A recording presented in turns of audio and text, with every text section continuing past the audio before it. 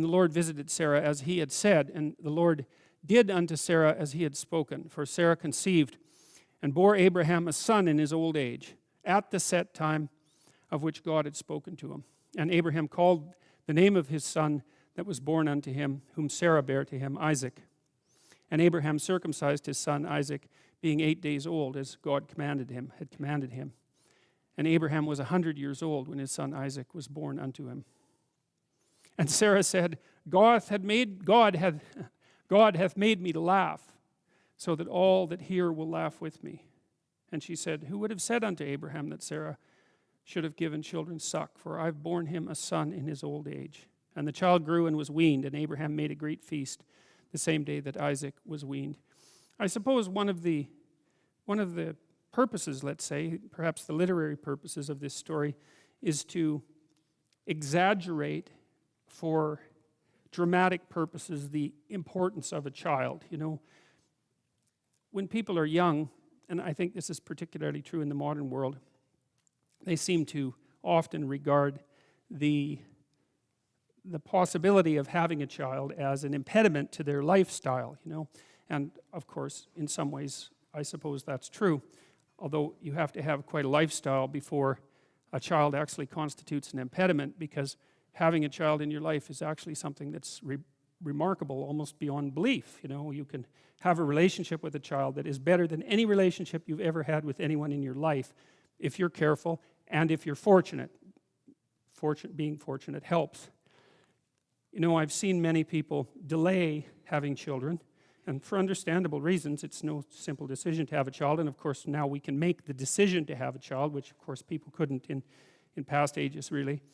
But sometimes you see people delay, and they delay too long, and then they don't get to have a child, and then they're desperate, and you know, they spend a decade doing fertility treatments or that sort of thing, and immersing themselves in one disappointment after another. And it's just at that point where you see exactly how catastrophic it is. It can be, how catastrophic it can be for people not to have not to be able to undergo one of the great adventures of life, let's say. And one of the things this story does by delaying the arrival of Isaac and delaying the arrival of Isaac continually is to exaggerate the important significance of the child, because it isn't until you're deprived of something, it's truly not until you're deprived of something that you have any sense of what its value is. And Isaac was waiting, or Abraham was waiting a very long time. 100 years is a very long time. And the same with Sarah. And so they're unbelievably excited. And of course, this also heightens the drama that's inherent in the entire sacrificial story, because it's not only that eventually that Abraham is called upon to sacrifice Isaac, which would be bad enough under any circumstances whatsoever, self-evidently, but the fact that he's been waiting a century for the arrival of this child desperately, and made all the proper sacrifices and lived in the appropriate manner to allow this to occur, dramatically heightens the literary tension. And it came to pass after these things that God did tempt Abraham, which is a funny thing for God to do, I suppose, and said unto him, Abraham. And he said, behold, here I am. And God said, take now thy son, thine only son Isaac, who thou lovest, and get thee into the land of Moriah, and offer him there for a burnt offering upon one of the mountains which I will tell thee of. And Abraham rose up early in the morning and saddled his ass, and took 2 of his young men with him, and Isaac his son, and clave the wood for the burnt offering, and rose up and went unto the place of which God had told him. Then on the 3rd day of journeying, Abraham lifted up his eyes and saw the place afar off. And Abraham said unto his young men, abide ye here with the ass, and I and the lad will go yonder and worship, and come again to you. It's really one of the first times that we've come across the word worship, if I remember correctly, and it's a very difficult word to contend with too.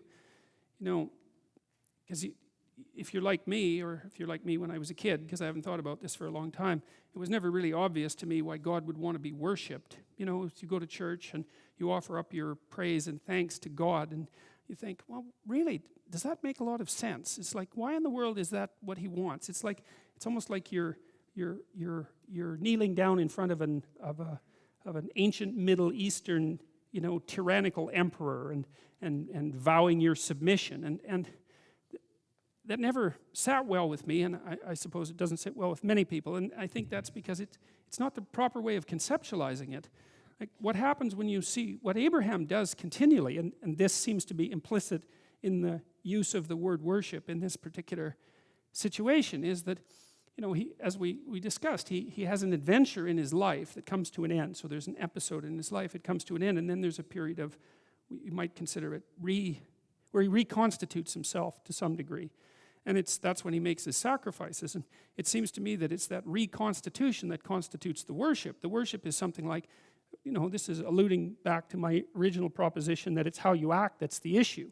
And the worship is the decision to enact the good in whatever form it is that you can conceptualize it, as well as trying to continually reconceptualize the good in a manner that makes the good that you're conceptualizing even that much better, right? Because when you start aiming, the probability that you're going to be aiming in the right direction is very low. But hypothetically, as you aim and as you practice and as you learn, the target is going to shift in front of your eyes, and you're going to be able to follow it ever more clearly. And that seems to me, and especially given the context that this word is used in this particular story, is a much more appropriate interpretation of what constitutes proper worship. And I suppose it's akin to the later Christian idea that it's the imitation of Christ that's the sacred duty of every Christian and every human being, I suppose, insofar as that's an archetypal idea. And the idea is something like, well, it's the embodiment of the good that's the issue. And it's not your stated belief in the good. And, when Nietzsche was criticizing Christianity, this is actually one of the things that he brought up as a major issue. He said that he believed Christianity had lost its way because it had introduced a confusion between stated belief, which is, say, your belief in the divinity of Christ, whatever it means if you state that. It isn't obvious what it means that when you state that, because it isn't obvious what it would mean that you believe it, or even what it is that you're believing in. As far as Nietzsche was concerned, in some sense, not only was that beside the point, it was dangerously beside the point, because it actually allowed the Christian believer not to adopt the moral burden that was actually appropriate to the faith, which was to, and this is, I'm using a kind of a Jungian concept here, to manifest the archetype within the confines of your own life. And that's to make the divine, that your relationship with the divine, your relationship with the transcendent and infinite, into something that's actually realizable in the context of your own life, which is to say, well, you're supposed to, again, to act out the highest good of which you're capable. Now, that'll transform your life to some degree into an archetypal adventure. There's no way around that, because as you attempt to climb a higher mountain, let's say, or to aim at a higher target or something like that, then the things around you will become increasingly dramatic and of import. That happens by necessity, obviously, because if you're aiming at something difficult and profound and you're really working at it, then your life is going to become perhaps increasingly difficult and profound. But that might be okay. That might be exactly what you need as an antidote to the implicit limitations that face you as a human being. And so